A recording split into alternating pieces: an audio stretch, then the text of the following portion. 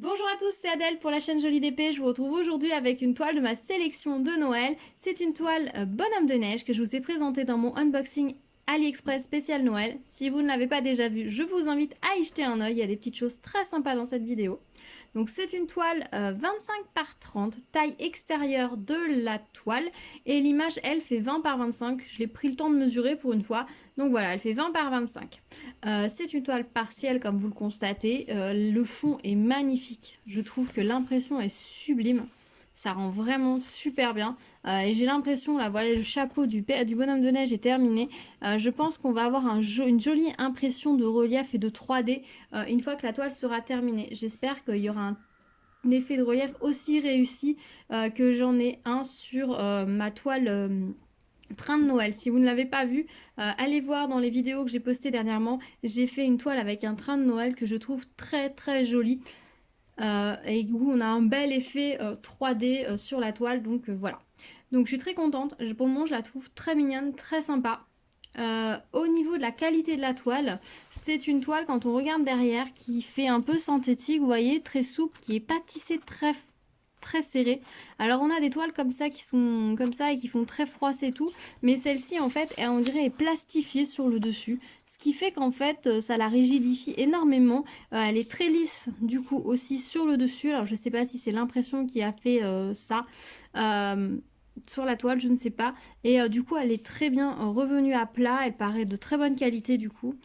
Alors que s'ils avaient laissé imprimer directement la colle dessus, on n'aurait pas cet effet là. Donc je pense que cette couche un peu plastifiée dessus a bien rendu de la solidité, on va dire, à cette toile. En termes de colle, la colle est plutôt bien mise. On n'a pas de de grosses bavures de colle sur le tour du sujet à diamanter. Vous voyez, on a un petit peu, mais pas trop. Vraiment, c'est raisonnable. Par contre, clairement, on a quand même une largeur de pointe de stylet partout. Donc, si vous voulez la conserver dans le temps, il faut absolument la protéger ou passer quelque chose pour rendre la colle non collante, parce que sinon, ça va ramousser la poussière, les poils de chien, de chat, de tout ce que vous voulez. Et ça va vite abîmer la toile, ce qui serait dommage quand même. En termes de colle, là, ils ont bien travaillé aussi parce que les diamants, comme ici, qui sont tout seuls, un peu éloignés des autres, sont bien maintenus par la colle. Donc ça, il n'y a pas de souci. Donc ça, c'est un bon point parce que ça arrive que sur certaines toiles, voilà, sur ces petits détails comme ça, il manque le point de colle et il faut le rajouter soi-même. Alors pour moi, c'est un peu dommage. Je trouve qu'au niveau qualité, bah, ça ne le fait pas. Là, on n'a pas ce souci-là, donc c'est nickel. La colle très bien quand on la passe au doigt. Elle colle très bien, les diamants ne bougent absolument pas. Par contre, à la pose, elle n'est pas très confortable, dans le sens où elle paraît très fine. Vous savez, on a des toiles, quand on pose le diamant, on sent qu'il s'enfonce dans la colle attrape bien le diamant. Si jamais il revient sur le stylet, on a presque l'impression d'un sloop qui fait que le stylet ressort le diamant de la colle. Là, c'est pas le cas en fait. La couche de colle est assez fine, ce qui fait que si vous avez un pain de colle, mais il est pas très beau mon pain de colle, mais c'est une très bonne colle, il colle très très bien. Il y a même un diamant coincé dedans. Si vous avez un pain de colle qui colle très bien, au départ vous allez vous faire surprendre quand vous remplissez votre stylet. Parce que quand vous allez poser votre diamant, il risque de rester dans le stylet parce que la colle du stylet va avoir plus d'adhérence que la colle de la toile. En fait, il faut juste penser à quand vous collez, si mon doigt c'est le diamant, quand vous collez votre diamant, à basculer le stylet sur le côté, de façon en fait que le petit côté là du stylet reste sur le bord du diamant, que ça décolle l'intérieur du stylet du diamant, mais le diamant reste collé sur la toile et ensuite vous levez. Je sais pas si je suis très claire et que j'ai bien expliqué, mais en gros, si mon doigt, si là le tube là c'est le stylet, et ça mon doigt c'est le diamant, quand vous allez poser, il faut que vous basculiez un peu comme ça avant de retirer. Du coup, le petit côté là continue à exercer une pression sur le diamant. Donc il va bien rester maintenu sur la toile pendant que cette partie là, à l'intérieur, va se décoller du diamant. La cire va se décoller du diamant, il va rester en place. Donc au départ, quand vous rechargez votre stylet, faites attention à ça. Il y a bien ce petit mouvement de plop, plop. Pour que le diamant reste bien collé sur la toile. Par contre, dès que le stylet, la colle devient un peu plus ancienne, on n'a plus du tout de soucis. Ça adhère au diamant et les diamants adhèrent très bien à la toile. J'avoue que depuis que j'ai commencé, je crois que j'ai rechargé qu'une seule fois mon stylet. une fois au départ, plus une fois en cours de route. Voilà, j'essaye de trop le recharger de façon à éviter ce petit désagrément et pour pouvoir ensuite rediamanter le plus simplement du monde en toc toc toc quoi. En toc toc toc toc et puis toc toc toc toc. Voilà, je sais pas si vous voyez ce que je veux dire et si ça vous est déjà arrivé. Dites-moi si vous aussi des fois il y a des toiles qui vous font ça ou alors s'il y a que moi et que je suis un petit peu folle. C'est possible, hein. Je suis tout à fait prête à l'entendre, ne vous inquiétez pas. En termes de diamants, ils sont très beaux. Franchement, c'est des très beaux diamants. Vous voyez, ils sont bien ronds. Ils brillent bien. Alors, les clairs aussi brillent bien, mais c'est jamais bien pris en retour caméra. Dans la caméra, par contre, vous voyez, les foncés brillent bien. Au niveau du chapeau, on a 3 couleurs dans les couleurs sombres, donc ça fait un beau relief. Le travail aussi sur le ruban du chapeau est plutôt chouette. Non, les diamants sont très chouettes, donc c'est plaisant. J'ai pas de déchets dans les diamants pour le moment. J'ai eu un diamant mal taillé et une microbille que j'ai mis de côté pour le moment depuis le début. Donc franchement, je dirais diamants de très belle qualité, ils sont bien ronds. Même les foncés sont tous bien ronds, donc c'est assez incroyable peut-être c'est exceptionnel pour qu'on le précise. Parce que souvent dans les diamants foncés, on a souvent des irrégularités. Enfin, moi en tout cas, j'ai souvent eu ce petit problème. Là, je n'en ai aucun. Tout est bien rond, donc c'est plutôt chouette. Voilà, bah écoutez, je pense que j'ai déjà beaucoup parlé. Donc bah, je vais continuer cette toile et je vous retrouve avec le résultat terminé. À tout de suite!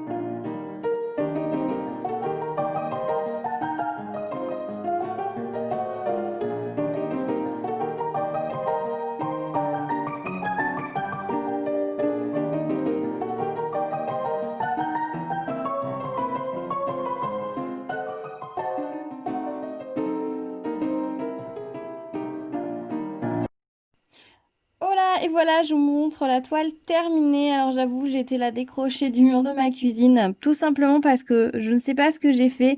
J'ai visiblement oublié de filmer la dernière partie de la vidéo. Je viens de m'en rendre compte. Là, j'étais en train de monter la vidéo. J'ai bien la partie en accéléré. J'ai bien la partie que vous verrez juste après, que je vous montre la toile plus en détail en musique. Mais je n'ai pas mon avis final. Donc, eh ben, ma foi, nous allons le tourner maintenant ensemble. Alors, je pourrais malheureusement pas vous montrer les restes de diamants parce que je les ai déjà rangés. étant persuadée d'avoir filmé cette dernière partie de vidéo, et ben je n'avais pas traîné l'âge après une séquence où après avoir fait toutes les petites choses de Noël, j'avais pris un petit moment pour ranger tous mes diamants correctement histoire de ne pas en avoir partout. Et du coup j'ai rangé aussi les diamants de cette toile-ci, donc je serais incapable de vous les retrouver. Donc je pourrais pas vous dire les quantités exactes qui restaient, mais je peux vous dire qu'on avait ce qu'il fallait, c'était pas de souci. Je n'ai pas eu peur de manquer de diamants, donc c'était impeccable. Au niveau des diamants, ils sont absolument magnifiques. Vous voyez, ils sont très ronds, très réguliers. Je n'avais pas tellement de déchets dans les sachets, voire pas du tout, donc c'était impeccable. Donc c'était vraiment très très agréable à poser. En plus, les ronds sur la toile imprimée correspondaient parfaitement aux ronds à poser, donc ça c'est encore mieux. C'est vraiment agréable quand c'est comme ça. Alors vous voyez, elle brille beaucoup beaucoup parce que je l'ai vernis collé avec un vernis pailleté, le vernis pailleté de chez Cléopâtre. Alors je sais pas encore trop exactement ce que j'en pense. Il faudrait que je teste un autre vernis colle pailleté pour pouvoir vraiment vous donner mon avis. Je me suis un petit peu lâchée, j'ai fait ma préparation un petit peu, je pense, épaisse. Et vous voyez, au niveau du chapeau, on a vraiment, vraiment, vraiment beaucoup de paillettes. J'aime beaucoup par contre l'idée du vernis pailleté sur les toiles partielles parce que ça rajoute du brillant sur, voilà, vous voyez là, ça brille autour du flocon de neige. Ça rajoute une dimension brillante supplémentaire à la toile et ça je trouve ça plutôt chouette. Donc en plus pour les fêtes c'était parfait. Donc ouais c'est vrai que là il brille un peu beaucoup. Alors le chapeau brille déjà pas mal puisque c'est du noir. Mais là avec le petit, en plus tous les petites paillettes holographiques qu'il y a dans le vernicole, il brille énormément. Au niveau de la toile et du design, là, le seul truc dont je suis un petit peu moins fan, c'est en fait les flocons de neige qui nous ont fait diamanter. Alors je pense qu'il n'y avait pas vraiment le choix parce que sinon ça aurait été bizarre parce qu'ils ont des formes très particulières et comme ils se posent sur le motif et qui sont très fins, ça aurait été compliqué de les intégrer de façon jolie. Mais c'est vrai que sur le coup, on se demande un petit peu pourquoi. Vous voyez, quand on voit celui-ci, on voit le motif qui apparaît dessous qui est superbe. Et donc du coup, on a juste des branches en fait en diamant. Donc du coup, ça fait un petit peu étrange. Enfin, en même temps, je vous l'aurais pas dit, je pense que ça vous aurait pas choqué, vous en seriez même pas rendu compte. Voilà, ce flocon-là, il a un peu une forme un peu étrange, mais bon, ça passe hein, honnêtement. Voilà, je vous le dis parce que je bloque dessus là et je rentre dans tous les détails. Mais sinon, je pense que juste avant, ça vous avait absolument pas interpellé ce flocon ici. Au niveau des dégradés de couleurs, je trouve qu'ils ont vraiment très très bien travaillé parce que là, mine de rien, sur la tête, on a 4 couleurs.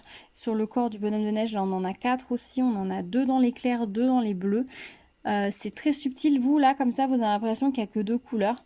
Alors, au retour caméra, alors que si on regarde vraiment de très près, vous voyez, là, on a un blanc et là, on a un crème. Là, au niveau des bleus, on voit qu'on en a 2. C'est subtil, hein. Les bleus, c'est très très subtil la différence entre les deux. Mais elle existe, elle est là et c'est ce qui donne vraiment cet effet arrondi du bonhomme de neige et puis qui donne cet bel effet de couleur.